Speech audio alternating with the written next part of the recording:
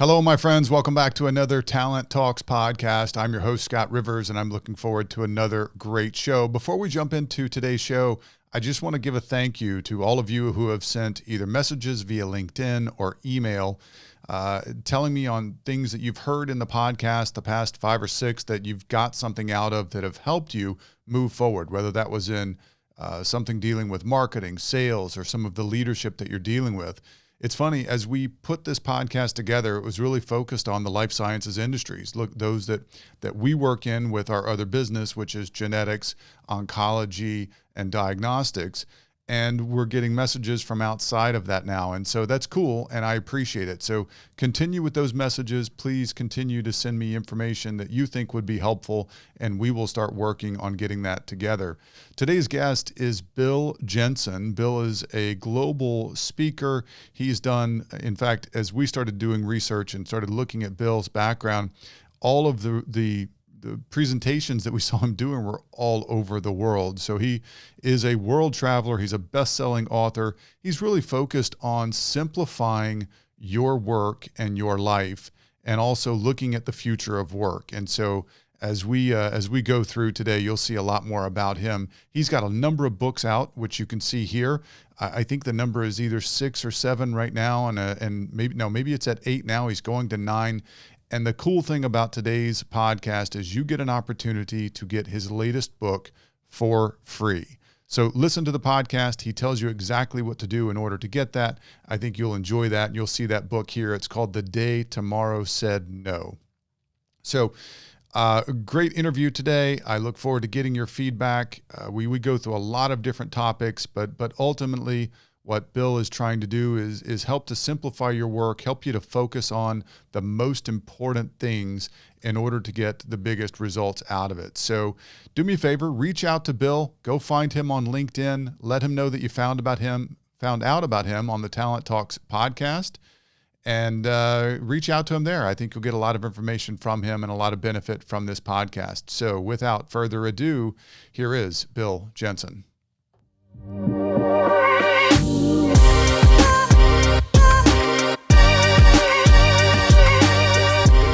Good. Well, everyone, this is a great privilege. We've got Bill Jensen on the podcast today, and Bill and I have already been talking a little bit and just kind of getting to know each other and talking about some of his previous works. For everyone who's out there, Bill has been looking at the future of work for a long time, probably the last 25 plus years, doing studies, interviewing millions of people, and he's produced a number of books. I think the number's up to 8, and you're going to tell us about another one coming out soon, right, Bill? But, Bill, I guess let's start with this. What got you in the business of researching people and trying to figure out what the future of work might look like? Scott, well, first, I'm thrilled to be here with you and all of your viewers. And I've worked in pharma and healthcare up and down New Jersey's Pharma Alley for decades now. But what got me started really focusing on this had nothing to do with all the healthcare. It was actually in a, how do I say it without the brand name, a soda bottling plant.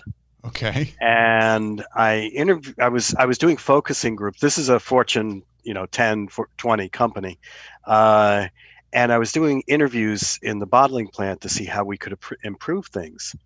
And there was one guy that was holding out. His name was Frank. And I knew he had something to say, but he wouldn't say it in the group. So I said, Frank, can I buy you a cup of coffee? He says, sure. Tell me about your job. He goes, you want to know what my job is? You want to know what my job is? I said, yeah, Frank, tell me. My job is to keep those guys, and he pointed to the senior management area in the bottling plant, from effing this place up. It's like, what do you mean, Frank? This is a well-known company. It's well-respected for leadership development. And I say, that's the point. What they do is they send their MBAs through here and they do things for a year and then they disappear. They really don't know what it takes. So I learned from Frank and many other people like him, the difference between all the leadership theories we're taught, all the business practices we're taught, and the real world effects from the front line people. Mm. I've worked in manufacturing plants. I've worked in knowledge work, and from bench scientists to some of the leading pharma companies out there. But at the end of the day, there's this gap between what real world truths are and the way we're supposed to be doing things. Mm. So I've been known for 30 years of helping people work smarter, not harder. I never talk about the best practices as we're told by consultants and senior executives. I talk about best practices and the way they work in the front lines. And what I've also learned is these challenges aren't just for the Franks of the world. I've been known to help people learn how to communicate differently over email and video conferences and things like that. And I was invited to do a leadership development group for a Fortune 25 company. And one of the guys that followed me in the whole leadership development team was Ram Shriram, and he's Mr. Strategy Guru. So I figured, geez, Right. I better be real strategic. And so I put together 15 things that I could cover for these top 100 leaders in this Fortune 25 company. And I said, pick three.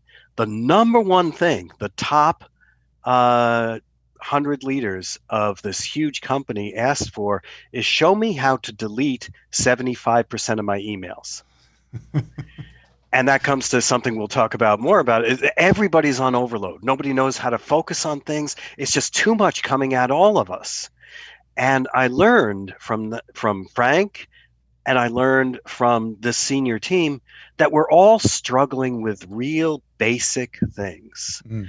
They're not just big strategic issues, diagnostics and all of those things. It's really, how do we communicate with each other? How do we connect with each other? How do we make sense of things? Right. So for 35 years, I've been focused on how real people make sense of things in their daily activities. Sometimes it's the floor Franks of the world. Sometimes it's senior executives. Yeah. And ultimately, I like what you try to do, which is you try to simplify what people are doing. And so we talked about all the data that's coming in. We've got more data today. I've got more communication right here than I ever had in my life as a salesperson, right? And so we've got more data coming in at us. And I think one of the keys is for leadership or anyone else, especially now, is how do you identify what information from that data is most relevant to you? And then how do you push the other stuff away? Right. And I'm sure you've got some tools that maybe we can talk about that kind of help people to do that. Yeah, definitely. The biggest challenge that I talk about with everybody comes down to something I learned difficult through a healthcare problem with my mom. We can go talk about that later, but I talk about the number 1,440. It's the most important number in business today that nobody ever talks about. And I can tell by you've done your homework on me, and you know my I know work. where we're going. But very few people know that. It's the most important number of business. Nobody ever talks about it. And it is the number of minutes in every day. Mm-hmm. And why is that so crucial? As you said, Scott, more and more stuff. There's an infinite capability to push more and more crap at us. Right. And we've got to realize we're never going to get 1441. We're only going to get 1440, and sometimes less. But we need to realize how to discern that. So what I do is I begin very transactionally, and I say all communication needs a few things. First, it needs to follow the rule of 3 to 5, and that's 3 to 5 seconds or 3 to 5 minutes. Whether you're doing a video meeting or an in-person meeting, every 3 to 5 minutes, usually it's 3 or less, you're losing people's attention. You have to realize you have to change pace. So for example, even when I talk, I will raise my voice sometimes. I'll be more animated. I'll be quiet. I will change the content to compete. For example, even your podcast listeners right now, I'll guarantee you 9 out of every 10 of you are multitasking. You're watching something else at the same time you're doing this. I know you are. Yes. Because I've done the research. I've stood over people's shoulders and watched them. So we need to realize that we're competing for people's attention. So the first thing is to follow the rule of 3 to 5. 3 to 5 seconds electronically, like an email or a text. 3 to 5 minutes maximum. Maximum. It's usually less. We need to be able to vary our tone, our pitch, our content. We need to recapture people's attention. And how do I do that? Very basically, I've taught people for 3 decades now about something very simple about how to communicate. It's know as in knowledge, KNOW, Right. know, feel, do. All communication, everybody is looking for three things from you as quickly as possible. What's the one thing you want me to know? How do I feel about it? And why should I care about this? And what do you want me to do? Those are the three things. If you're going to get out of the chaos, out of all the noise, you need to quickly communicate what's the one thing you want people to know, how are you connecting with them emotionally, that's EQ, Mm-hmm. emotional intelligence, and what do you want them to do. And so that's your kind of communication style that you're putting together. Here's the three things I want to get across. These are the three things I have to do. So that could go with a voicemail, an email, a presentation. All of those could incorporate that. And this is yes, and this is relevant in all industries. A couple of years ago, I was down in Pharma Alley with one of the best-known brands around the world, and I was dealing with their training and development team. And I had the head of leadership development running this whole thing, Mm-hmm. and she goes, "You know what? I realized something I was doing a live workshop with them. It was a team of about 40 people. I realized something. Everything you're talking about, Bill, the 3 to 5, no feel do. I do this all the time with my bosses because I know my bosses have limited time, and I always have to get in there and get to the point quickly, and no BS. Just here's what I need you to know. Here's why it's important to you, feel wise, and here's what I want you to do. I do this all the time with my bosses. I just realized the head of leadership development said this. I never do this with my team. Mm. And I want to come back to the Franks of the world, the frontline workers, the mid workers. Uh, uh, Everybody's time and attention is valuable. We've got to learn not just to do this to the people we report to and the people they report to. We need to do this for every single person, because that person, that janitor that's working in your, near your bench scientists in the pharma place, the mid manager, everybody only has 1,440 minutes. That's right. So we need to do a much better job, if we're going to cut through the clutter, of competing for everybody's time and attention. So simplify your message. Make sure that it's hitting those 3 points going forward. Right. I like it. Simplicity is ultimately, if I were to use a different one-word description, it's empathy. Mm-hmm. It's your ability to put yourself in the other person's shoes. Yeah, I like that. Well, let's move on to something else. And I found this very interesting as I was doing my research, and this has to do with your research. You've interviewed millions of people with what you're currently, and I guess this goes back maybe a couple of years ago, but you had done a study and you said that 10% of people say that they can actually achieve their dreams where they currently work. I mean, Bill, that number seems really small. Only 10% of people can achieve their dreams. I mean, shouldn't we all just quit our jobs and go do something else?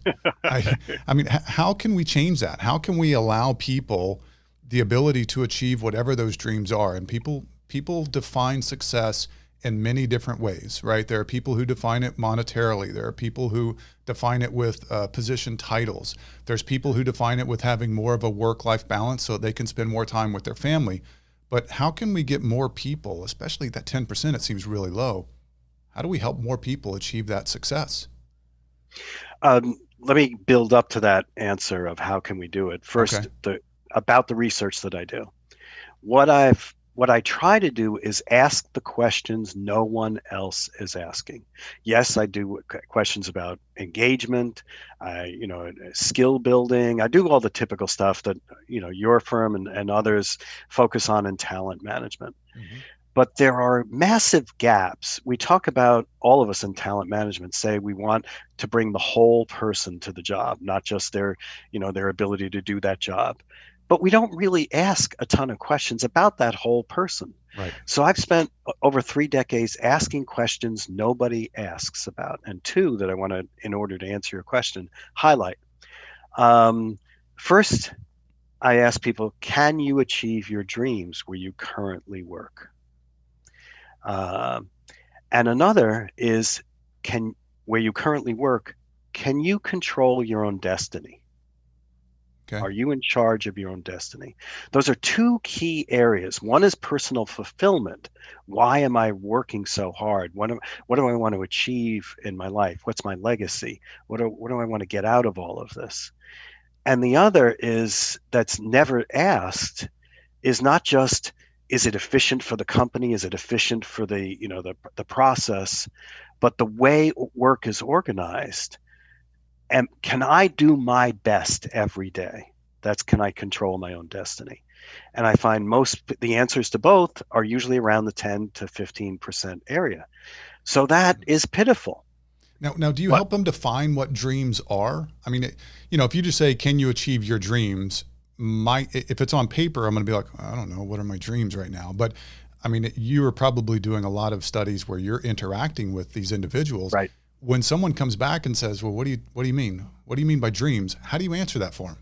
Well, first, I don't answer it for them. I let them define it. Of And one course. of the now I've been talking about the gaps in leadership development and businesses.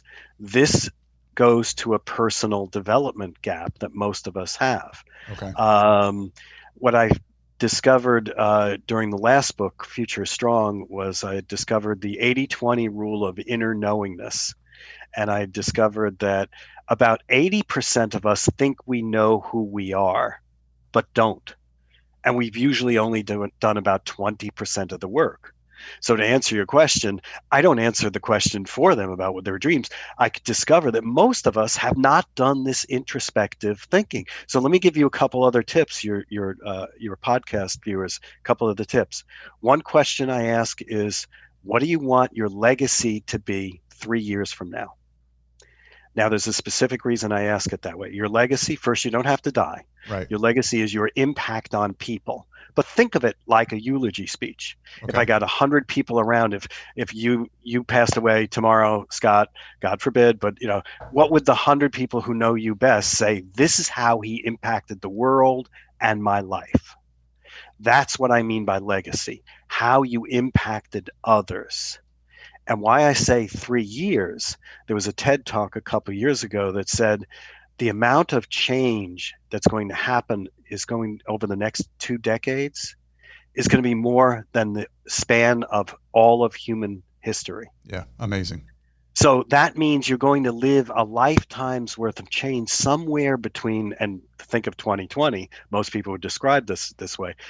Within 1 to 3 years, you will live a lifetime's worth of change. So why I say, what's your legacy going to be 3 years from now, is impact on people in a narrow scope of time, and define that. That gets to what my dreams. My dream is aspirational. I want to have this kind of impact on others. That's one of the ways I get to that question. Got it. Interesting. Um, I watched a video, and I found super interesting. You ask people that question early on, and then at the end of your presentation, you said, has it changed? And do you find that when you give people the question early in the presentation and then go through all of the things that you've learned and then ask them again, I have to believe most people change their thoughts on what the answer would be, right? Well, first, before I even answer that, to all of your viewers, this guy is awesome. He's done his homework. He's watched my stuff. He's read my stuff. This is a great interviewer. Thank you. Thank you. I Um, try to do my research. but yes, Scott, what I find, going back to that 80-20 rule of inner knowing us, Right. we're all so busy doing the transaction. Oh, I got to get something done. I got to get something done. Few of us give ourselves the time, usually, either whether I'm keynoting at a conference, when we go back to live conferences, Right. Hopefully soon. when I'm keynoting at a conference, or whether I'm doing leadership or management coaching. Mm-hmm. Usually what I'm doing is giving them the gift of 15 minutes to 45 minutes of introspection time. And they go, wow, yeah, it did change, because nobody's ever spent that time with me asking me to think more deeply. Right. So yeah, it usually changes not because of anything I did, just to creating the space for them to think more deeply about, what do I want to achieve here? What's my life goal? What am I trying to get out of life and this work life balance thing? Yeah, we get into a rat race so many times where it's just go, go, go, go, go. We get up in the morning and run and run and run. And one of the things that I like to talk to people about, and hopefully we'll have time here at the end, is, what do you do for your morning routines or your evening routines? What do you do to make sure that you're planting yourself, getting ready for the day, or finishing up the day and making sure that it was a success? And so we can talk about that in a little bit. I want to talk a little bit more about time before we do that, though. We are working. Most of our work is in the healthcare industry. We're working with diagnostic leaders and sales and commercial teams and regulatory teams, and we work with genetics and life sciences. These are high-speed industries. These are people who are going start to finish from early in the morning till late at night, running, running, running. And in reading your information and reading your books, I would love to be able to give some specific examples of how people could actually reduce the time they need to get the work done, thus giving them more time to do whatever. And that whatever could be to have more time to, provide more better services to your customers. It could be to provide better care for your family. But how do we give them back some of their time that right now they're spending just spinning and going and going and going? A couple quick transactional suggestions, then something bigger that will be more impactful, I hope. First, give yourself permission to delete more. Find the courage. If you only get 1,440 minutes, you are probably attending 2 or 3 meetings today that are total crap and total BS, and they're a waste of your time. But you go to them because it's politically correct. I want to look good in front of my team or my boss. You don't have enough time to address everything that's coming at you. Start having the courage to hit delete. So I want to go back to know, feel, do. What I say is anybody that attends meetings, most of us attend more meetings than we give. There's lots of stuff. If you Google how do I do great meetings, it's all about the person giving the meeting. Have an agenda. Start on time, end on time, all that stuff. All that's valid. But nobody writes about how do you attend meetings. I'm going to go back to know as a knowledge, K-N-O-W, know, feel, do. Never attend any meetings unless you have objectives for that.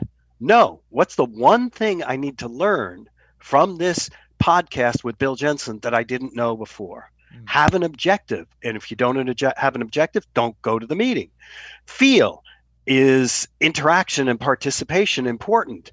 If the person running the meeting doesn't facilitate well or doesn't include you, maybe you shouldn't be going to that meeting. Feel. Do. Always ask at the end of every single meeting, if you're not the person running it, what's the one thing you want us to do as a result of this meeting? And if you're finding that the facilitator or the meeting leader is not covering know, feel, do, you should be going to less and less of those things. So delete, have the courage to delete more. Look at your inbox. 80% of your inbox is crap. Have more courage to delete. I once learned this lesson from a Merck executive. He said, I go away on vacation every year, and I go to someplace far where there's no internet connection, and I tell people I'm not going to read any emails when I'm gone. And as soon as he comes back, he deletes 100% of his emails that happened during that time. And he figures if people are going to need me, they'll get back to me. And most of the time, he didn't have to read 80 to 90% of those emails. That's a I learned that from a Merck executive. Bold move, Bill. Yes. That's a bold one. But let me tell you why this works. It's not going to work because some guy named Bill Jensen said this in a business context. It's going to work because you care about your life. Let me tell you 2 quick stories about mine, about why I'm so passionate about this. Great. When I learned about 1440 and why I'm so passionate about you protecting your time and attention, July 14th, 1994 is an important date for me because it was the night my mom died. She had a massive stroke. She was wheeled into the same hospital I was born in, Mercy Hospital in Long Island, in Rockville Center, Long Island. And we were all, my 2 sisters and I were all there. We were brought in. And the doctors and nurses said, sorry, in the ER, there's nothing more we can do. Um, she's just too far gone. She's going to pass within a couple hours. The best we can do is, make her comfortable, and we're going to switch you to the ICU. So go from the ER to the ICU. It's up on the 4th floor. There's a family waiting room. Go up there, and we'll wait, and we'll bring your mom up. Just wait there for us. Well, 5 minutes go by, no mom. 10 minutes, no mom. 20, 30. I'm waiting for my father to do something, but he's not a take charge kind of guy. So finally, at 40 minutes, I'll admit I was an asshole. I kicked, I screamed, I cursed, but I got people's attention. And the docs and nurses came over, and they were caring. They really were. But if you strip away all the empathy and the care, they said, sorry, your mom's been dying alone in the ER. Nobody's holding her hand. Nobody's with her because there was a miscommunication between the ER and the ICU. Nobody knew to go get her. So she's been dying alone in the ER with the ER team thinking they handed off to ICU, ICU team never knowing they should have gone and gotten her. So fortunately, they did bring her up before she passed, and we spent the last couple of hours with her. But I didn't realize at this moment, but a year later, after the grieving process, I started to realize, damn it, that hospital stole 40 of the last minutes that I will ever have with my mom, and I'm never going to get those back. So let me connect the dots between that, and the lesson is our time and our attention are super valuable. Start being more vigilant in protecting your time and attention. Stop doing the stuff that you know is stupid, that's a waste of time. Fast forward a couple decades. A couple years ago, my sister has the same problem. Massive stroke. Only this time, medicine has improved. She's now partially paralyzed. She can't talk. She had a brain aneurysm. The thing that I remember the most about all the hospitals we went to, between Albuquerque, New Mexico, and being medevaced back to Long Island, and all the hospitals we went to, was Columbia Presbyterian. The staff was unbelievably caring. The care was great. And this is the thing about healthcare professionals. There's a difference between medical outcomes and patient care. Sure. What we as family remember, it was Thanksgiving, and I remember stuff, she was starting to move from liquids to solids, and there were puree solids. They shaped the pureed carrots like carrots. They shaped the pureed turkey like turkey. And it was like bringing reality, more like Thanksgiving, back to her instead of having her just eat mashed up stuff. Right. And which the also care speaks to that empathy that you talked about earlier. Through the whole hospital stay, everybody was thoroughly attention on how we as a family were connected to her, what we knew about her condition. So it wasn't just mashed potatoes or carrots, it was everything. So what I want all of your podcast viewers to know is the human side. Make sure it's not just do what I no feel doing all those other things, 1440, rule of 3, just because you're going to be more efficient. Remember why you got into this business.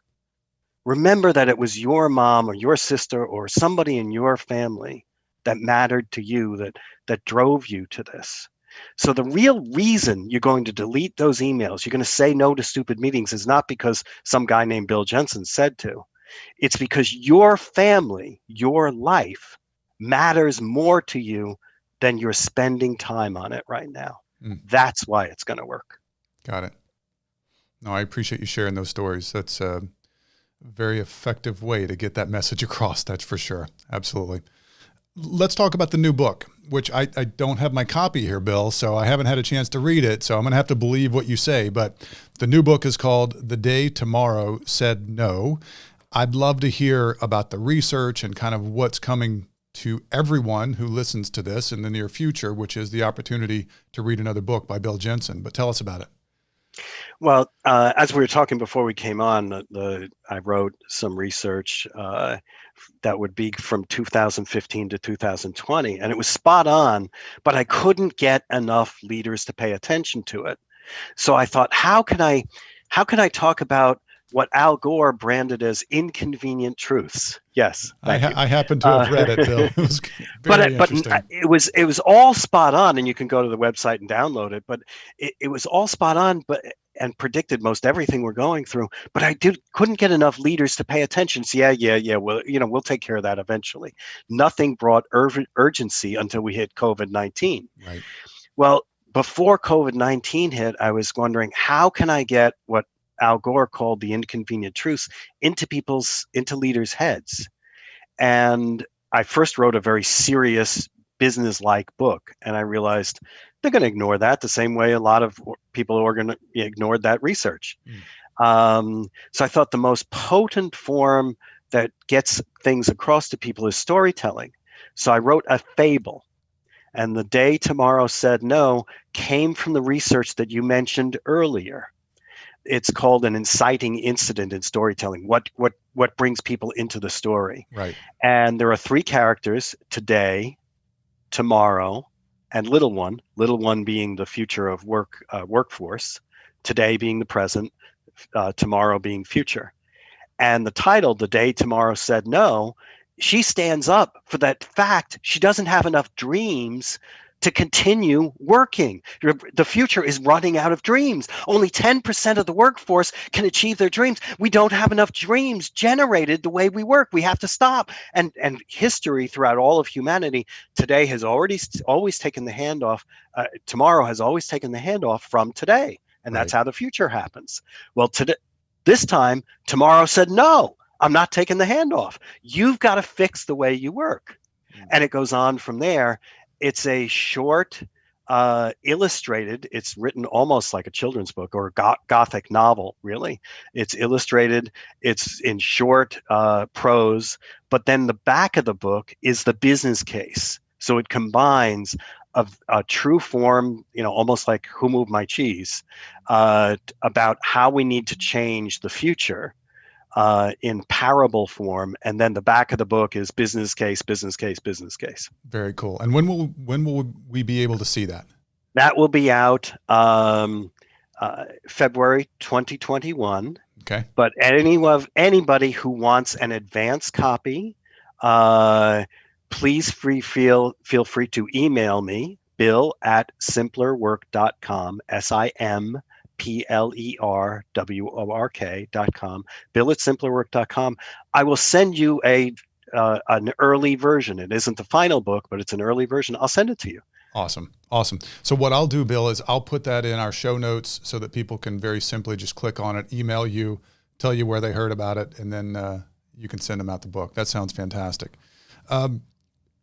Let's talk about management. Let's talk about leadership right now. I am of the mindset that, and everyone who's listening to this show has heard it in all of my shows, I think that leadership is the most important thing right now, especially within the industries that we serve, because there's not a lot of commercial people able to walk into these hospitals and laboratories.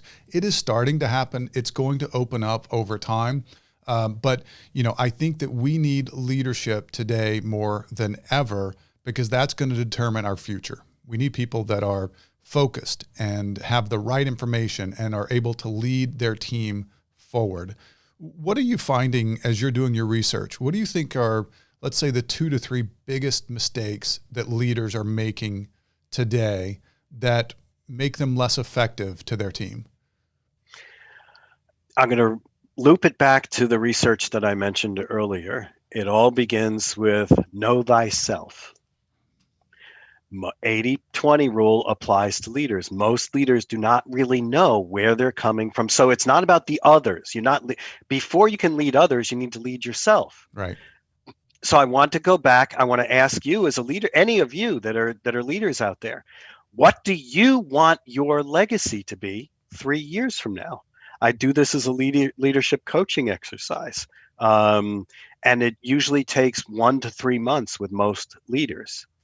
So the first thing is forget about who you're leading. Why are you leading anything? What are you trying to achieve with your leadership? So what do you want your legacy to be? Whether it's business profits or creating the new drug that's going to cure all cancer, or whatever it is, what's the impact? What's driving you? So first, know yourself. Second, know yourself. I'm going to go deeper into that. Another leadership coaching question I ask is, what makes you you?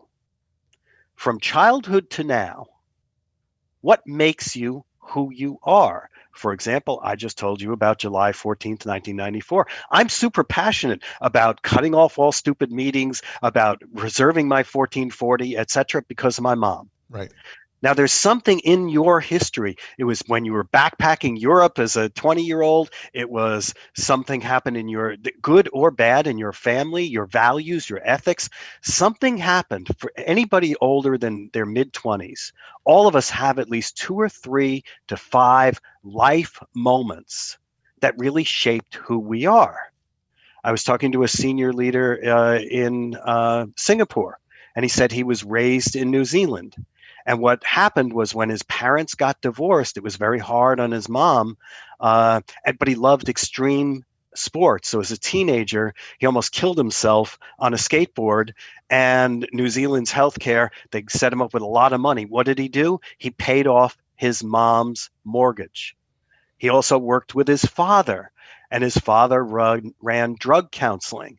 And he learned self-management by getting people say, hi, my name is Bill and I have a problem. He learned how to self-manage teams from running drug counseling. So there's something inside of every single one of you that creates your biases. And your biases are both good and bad. We need to learn more about our biases to open up around a team. Oh, I have this bias around this approach. I need to find somebody who's more open than I am around this particular thing. So leadership, 2 of my 3 are know yourself. And the third relates to design thinking and relates to empathy. Stop leading from the top. One of the most famous Shakespearean plays had one of the kings dressed as a commoner and went out among the people to hear what they thought of the king. The most valuable consulting assignment I've ever done is now called a TV show. It's called Undercover Boss. Right. Go work a day if you are in charge of all bench scientists. Go see what a day in the life of bench scientist is like. If you're in charge of marketing new pharma products, go out and see what the marketing is with all the regulations. Watch them spend time with a doctor. Try yourself to spend time with all the regulations in place, and you only get 30 seconds or 15 seconds with a doc to explain this new drug. Or if you're marketing new products, learn what it's like. Or if you're bioengineering, talk to the patients whose lives you could save. Spend a day doing the job of somebody who's 5 to 10 layers below you. And I once did this with one of the world's largest retailers. And I had the senior team go out into the stores, and the CFO, the chief financial officer, all he ever saw of money was Excel spreadsheets and dynamic spreadsheets. Right. I made him a cashier for the day. He couldn't even last a day. After half a day, he said, "Oh my God, I never realized how hard it is to make money in our stores." So my 3 things: know thyself, know the front lines, empathy. Go out and do the lowest person's job and see what you can learn from that. Awesome. Bill, I know that probably one of the things that you do to stay sharp with all of the stuff you have going on is continue the research, continue talking to people. Do you have anything that you consistently listen to or read yourself just to stay educated and sharp on what's going on today? Several. Besides the Talent Talks podcast, do you listen to anything else? Yes. TED is, yes, besides yours. TED is probably the one that I go to, is my go-to. Right. And I've been a TED live audience member for almost 30 years now. So I've attended both the world events once a year, and I also go to all the talks. Why is that? Because I also stole from my son's college education. He's now early 30s. I was one of the first people to pay to take a teenager to TED Talks. Um, because you learn so much from unexpected fields. Expose yourself to talks that are completely different than you normally do. Mm-hmm. Listen to talks and diverse thinking and thinking. Diversity of thinking is so crucial. Carve out time for podcasts. These podcasts, you may love them simply because Scott does such a great job within your field. Seek something totally outside of your field. I was once interviewing one of the guys I interviewed was the head of back office operations for all of Amazon. And he said, there's two things I learned in order to do my jobs to keep all the Amazon servers up and running around the globe. One, I'm a volunteer fireman. And being a volunteer fireman taught me how to improvise, he also, is a volunteer fireman at Burning Man out in the desert every year. So he's a volunteer. He learned, improvisation, emergency skills from being a fireman. He said the second thing he did was he took a class on improv. And the rule on improv is you never can say no. Whatever Scott is going to hand me, I say yes, and. The rule of improv is always yes and. You can't change what you were given. So this guy that runs back operations for all of Amazon was a volunteer fireman and went to an improv class. Learn how to do your job by studying a completely different field. One of the most brilliant men I've ever worked with is now in charge of a venture capital firm, is an amateur magician. And he learned a lot from doing magic. So study deep, but go completely different than your own field, and you're going to learn a lot. Yeah, that's great advice. I like it. Well, we are all about talent here, right? We focus on talent. Bill, I'd love to hear from you what you look for in talent. So if you're interviewing and you're talking to people, what are the things that you are trying to identify as you're going through your questions? And then ultimately, when you're hiring, what do you say yes to? This is something that if I find someone with this, I want them on the team. Before I answer your question, one last thing to wrap up everything. Yeah. Does Bill follow his own advice? I just finished a 6-week stint as a United States Census worker. Why? Because I learned what it's like in the front line. So I just gave myself an assignment to walk my same talk. That's so cool. I knocked on doors. So I survived. I've got an article coming out. I survived the pandemic by being a streetwalker. And how many doors did you have, slam in your face? Was it many, a lot? many. I knocked on about 100 doors a day. So I try to practice what I preach. But your question about talent, what I try to do is look for someone that can tell me a story about the human impact of what they did. Just like, the impact of understanding and knocking on doors. Mm. Okay, you achieved this drug. Who did you know that took the drug? Tell me about Jane who took it and what did she experience?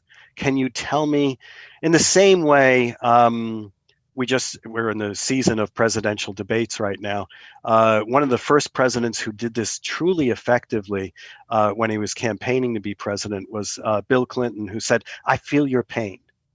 So one of the things when I look for talent is, again, what I'm using is design thinking. I'm looking for business impact and tell me a story about personal impact. Tell me how that how it made a profit and how it made a difference to that human being. Can you tell me a story? Can you tell me what you learned? What did you learn from that experience? How did you change? So how did you change? How did your thinking change because you had that experience? So whenever I'm talking to talent, What I have learned, to take a slightly different twist on your question, I do a Sure. lot of leadership coaching. Right. The most awesome leaders are the ones that truly know themselves and can articulate something in their life that changed them. So when you're looking for talent, it's not just a typical interviewing technique. Okay, how did that impact you? It's, this really changed my life, changed my way of thinking. I had an aha moment where I completely changed my thinking on this because I met Jane, I met Joe. Yeah. And so I look for, how was that person changed because of whatever they worked on that failed in the middle before it was successful. And that actually leads me to one other thing. And I love that you just said that, because I think a lot of times I say this and people actually send me messages and go, Scott, I don't know that I understood that. I think that people don't fail enough. I think that people need to fail often and early in order to really know how to be successful in the end. And you saying failure just brought that back up. You've mentioned that a number of times in your work about, successful failures, people who have failed at something and realized maybe that wasn't their goal. Maybe that wasn't what they were trying to achieve, but they learned from it and then they were able to address it, self-correct, course correct, and they were some of the most successful people in the world. I'm sure you've had some failures in your life. I know I have. And so, if you want to talk just a minute about that, we're going to run out of time, but I think failures are so important for people, especially early on. Go try something, right? Try it. If you fail, who cares? Move on to the next thing. You've learned so much. Sometimes those failures become your biggest successes. Well, besides the cliche stories that we all hear, the Post-it note that was, glue that didn't stick properly or whatever. Let me talk about design thinking. I was taught this before it was called that. I went to school. My first degree was actually in graphic design. And I was taught something that we all need to learn right now. It's now called rapid prototyping. Okay. So what you do, institutionalize rapid failures. So rapid prototyping is build something fast, try it, make sure it, find where it fails. So it's not just, that one big failure, the glue that didn't stick became a $1 billion industry of Post-it notes. It's learn how to rapid prototype. Build something faster. When I coach new authors, the one we talked about is my 9th book. One of the first things I coach new authors about is get a coaching team together of about 50 people who will pre-read your book and send out it chapter by chapter before you're ready, before it's polished, before you think it's good enough. Send it out with all the mistakes included and get the thinking back. So the idea of rapid prototyping is this idea of failure. Take your idea. Normally you'd want to take, let's say, 10 weeks. In week 1, get this thing that's just a crumpled up piece of paper and give it to somebody and see what they do with it. At week 2, tweak it. And so rapid prototyping is the best way to feel confident about building successes, but also living a life of learning from failures. Very cool. Bill, I know a lot of people are going to get great information and a lot of ideas from this. I'm looking forward to the next book. I continue to go back and reread some of your older books. I appreciate you being on the show. I think this has been a good interview. Bill, thank you so much for being here. Thank you for your time. Thank you, all of you, for your time and attention. And we'll talk soon. Take care, Bill. You have just listened to another Talent Talks podcast with Scott Rivers. Today's guest, Bill Jensen. I hope you got a lot out of that. Bill is an awesome guy, really, I think, trying to put good information out there to help people simplify their work, simplify their life if at all possible. And I love what he's doing. So do me a favor, reach out to Bill. If you're not connected with him on LinkedIn, send him a LinkedIn message. Tell him that you heard about him on the Talent Talks podcast. Also, use one of the links. Either send him the email or you can use the link in the show notes in order to tell him and show him that you heard it on the podcast and that you want the new book. Go get it, guys. Until next time, again, I'm your host, Scott Rivers. This is the Talent Talks podcast, and we will talk soon.